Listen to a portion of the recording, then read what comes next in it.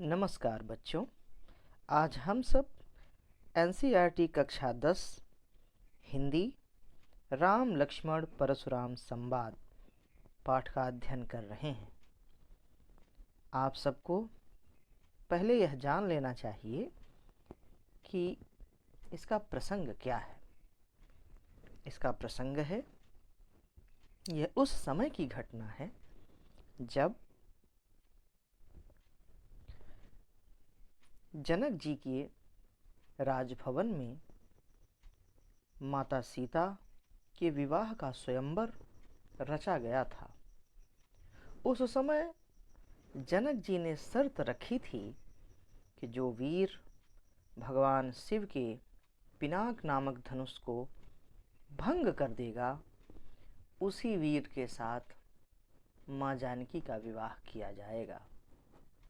उस क्षण जब इस बात का ज्ञान भगवान परशुराम को होता है और वो उस सभा में उपस्थित होते हैं और टूटे हुए पिनाक को देखते हैं, तो उनका क्रोध आपे से बाहर हो जाता है। उस क्षण श्री राम के विनयपूर्ण वचन और विश्वामित्र जी के समझाने से और श्री राम केवल ऐश्वर्य की परीक्षा करने से उन्हें यह ज्ञात हो जाता है कि यह साक्षात भगवान हैं। उसके बाद उनका क्रोध शांत होता है। उस संपूर्ण परिदृश्य का वर्णन गोस्वामी तुलसीदास जी ने रामचरितमानस में किया है। रामचरितमानस के बालकांड से ये पंक्तियाँ अवतरित हैं। आइए बच्चों, हम सब इनका अध्ययन करें। नाथ शंभु धनु भंजनिहारा, हुई हैं केउ एक दास तुम्हारा। आयसु काह कहिय किन मोहि, सुनि रिसाई बोले मुनि कोहि। श्री राम कहते हैं कि हे प्रभु, भगवान शिव के इस धनुष को तोड़ने वाला निसंदेह ही कोई आपका सेवक ही होगा। आयसु काह कहिय किन मोहि, अतः क्या आज्ञा है, जो आज्ञा हो वह आप मुझे कह सकते हैं, मुझे आज्ञा दीजिए। सुनी रिसाई बोले मुनि को ही।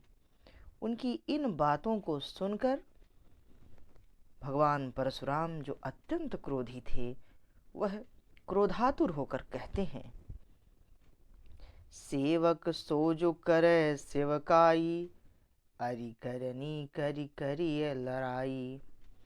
सुनहु राम जेहि शिव धनु तोरा, सहस बाहु सन सो रिपु मोरा।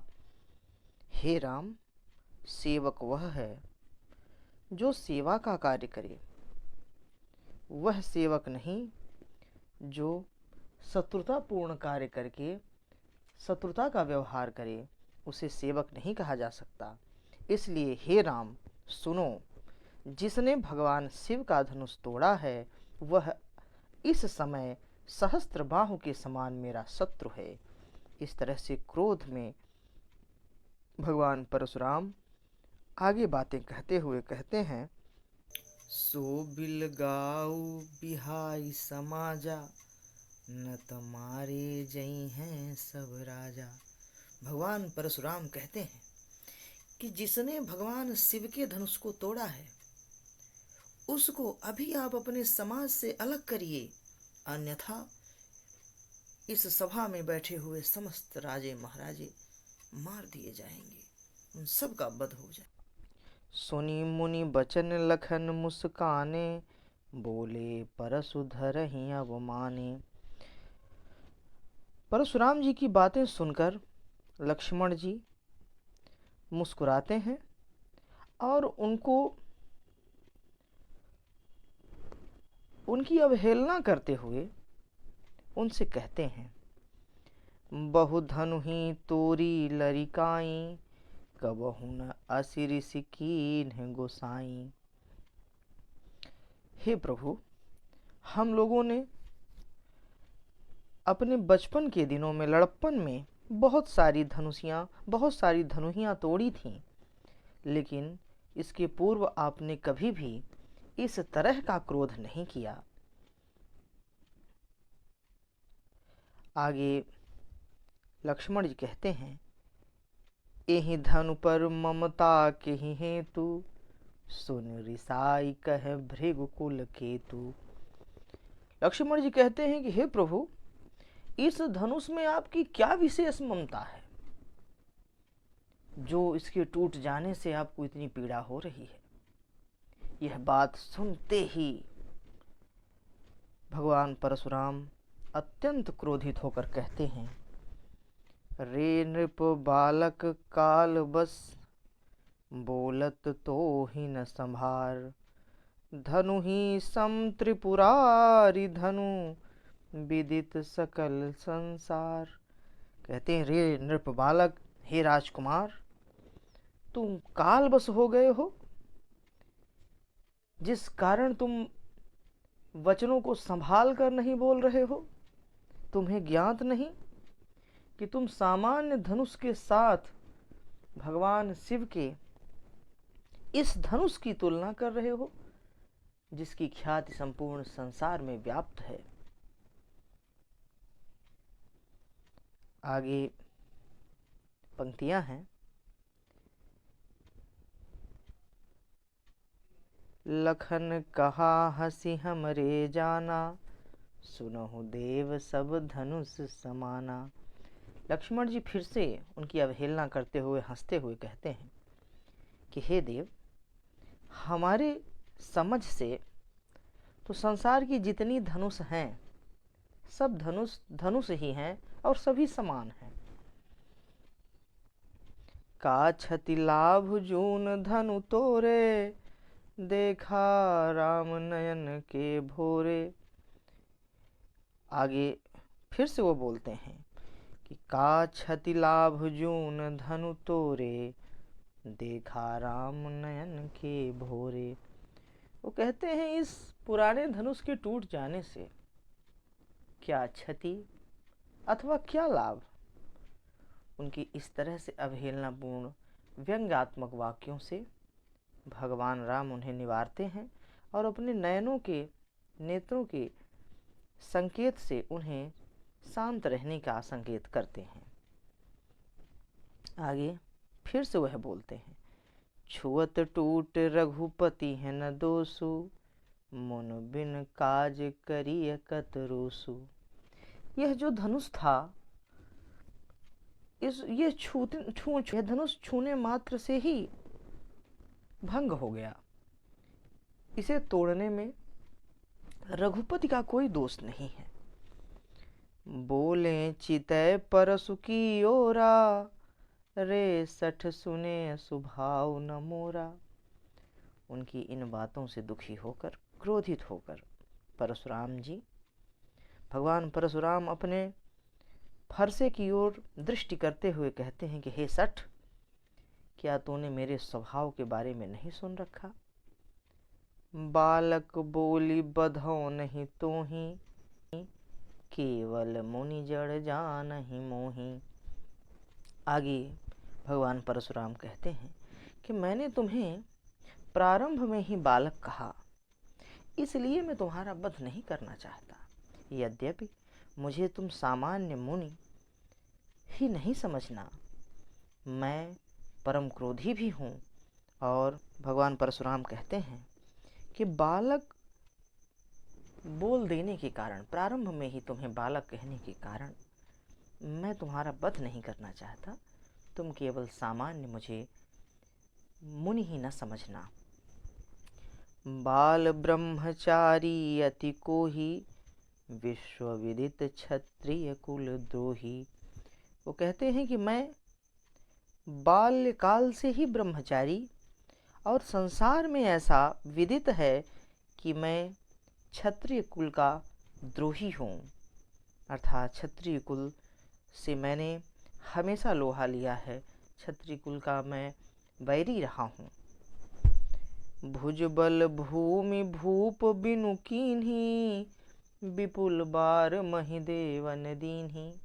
मैंने अपनी भुजाओं की शक्ति से इस संपूर्ण धारा को कई बार राजा विहीन किया और अनेकों बार मैंने ब्राह्मणों को यह भूमि दान में दे दी। सहस बाहु भुज छेद निहारा, परसु बिलोकु महीप कुमारा। हे राजकुमार, सहस्त्र बाहु जैसे राजाओं की भुजाओं को काटने वाला यह मेरा परशु है, यह मेरा फरसा है। तुम इसको देखो। मातु पितहि जन सोच बस, करिस महीस किशोर। गर्भन के अर्भक दलन, परशु मोर अति घोर। वो कहते हैं कि तुम अपनी मृत्यु के बाद अपने माँ और अपने पिता को सोच और शोक न देना चाहो, तो हे महिष किशोर अर्थात हे राजकुमार, यह जो मेरा फरसा है, गर्भन के अर्भक दलन, यह गर्भ के भीतर भी समाहित जीव का दलन कर सकता है, नष्ट कर सकता है। यह मेरा फरसा अत्यंत घोर है। आगे की पंक्तियाँ हम देखते हैं। उसके पहले आप सभी विद्यार्थियों से मेरा विनम्र निवेदन है कि चैनल को सब्सक्राइब कर लें और वीडियो को लाइक कर दें। बिहसी लखन बोले मृदुबानी, अहो मुनीस महाभट मानी।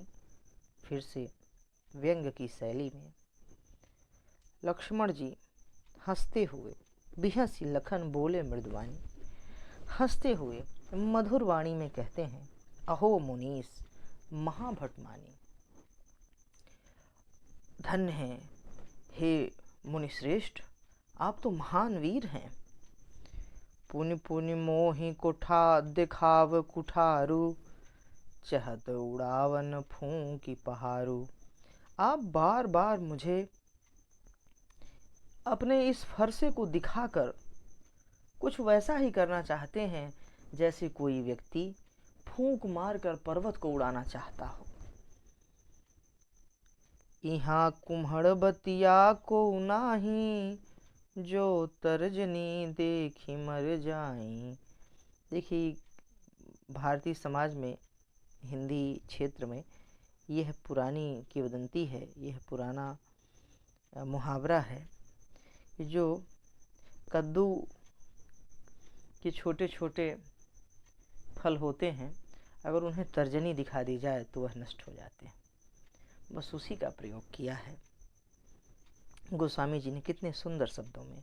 यहाँ कुम्हड़ बतिया को नाही, जे तर्जनी देखी मर जाए। लक्ष्मण जी कहते हैं कि यहाँ कद्दू का कोई छोटा फल नहीं है जो आपकी तर्जनी दिखाने से, आपके क्रोध दिखाने से नष्ट हो जाएगा। देखी कुठार स्वरासन बाना, मैं कछु कहा सहित अभिमाना। अब लक्ष्मण जी कहते हैं कि आपके हाथ में इस फरसे, इस धनुष और इस बाण को देखकर मैंने कुछ वाक्य अभिमान सहित कह दिए हैं। भृगु सुत समुझि जनेऊ बिलो की, जो कछु कहूँ सहूँ ऋषरों की। वो कहते हैं जब मुझे यह ज्ञात हुआ कि आप महर्षि भृगु के पुत्र और आपके गले गर्दन में यह धारण किया हुआ जनेऊ देखा, आपको आपका परिचय प्राप्त किया, तो आप जो भी मुझे कह रहे हैं उस सबको मैं अपने क्रोध को रोक कर सह रहा हूँ, उसका सहन कर रहा हूँ। आगे वह पुनः कहते हैं कि सुर महिसुर हरिजन अरुगाई, हमरे कुल इन पर न सुराई। सुर का अर्थात होता है देवता, सुर अर्थात देव। महिसुर, महिसुर का मतलब होता है ब्राह्मण। हरिजन, हरिजन का मतलब होता है ईश्वर के जन। और गाय, गाय का मतलब होता है गाय। वो कहते हैं कि हमारे कुल में इनके ऊपर शासन नहीं किया जाता, हमारा कुल इनके ऊपर कभी शासन नहीं करता। आगे कहते हैं कि बधे पाप अपकीरत हारे, मारतहूँ पापरिय तुम्हारे।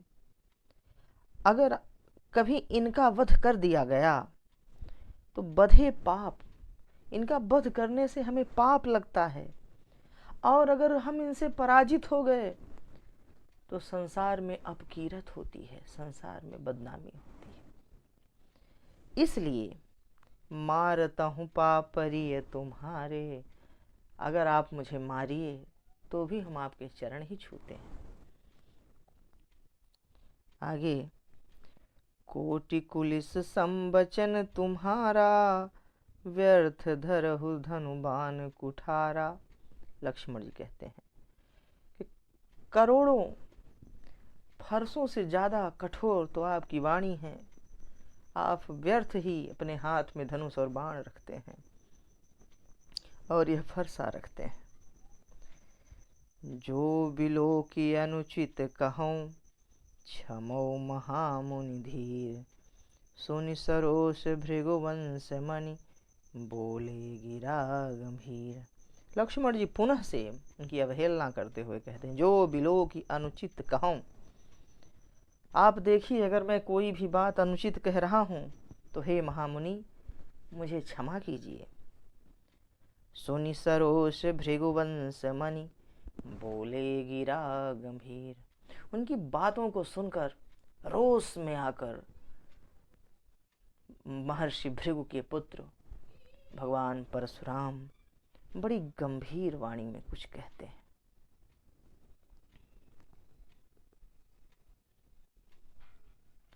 यह पाठ आपका यहीं से संपन्न होता है। इस वर्ष हमारे 10वीं 2023-24 सत्र के लिए यह पाठ संपन्न होता है बच्चों।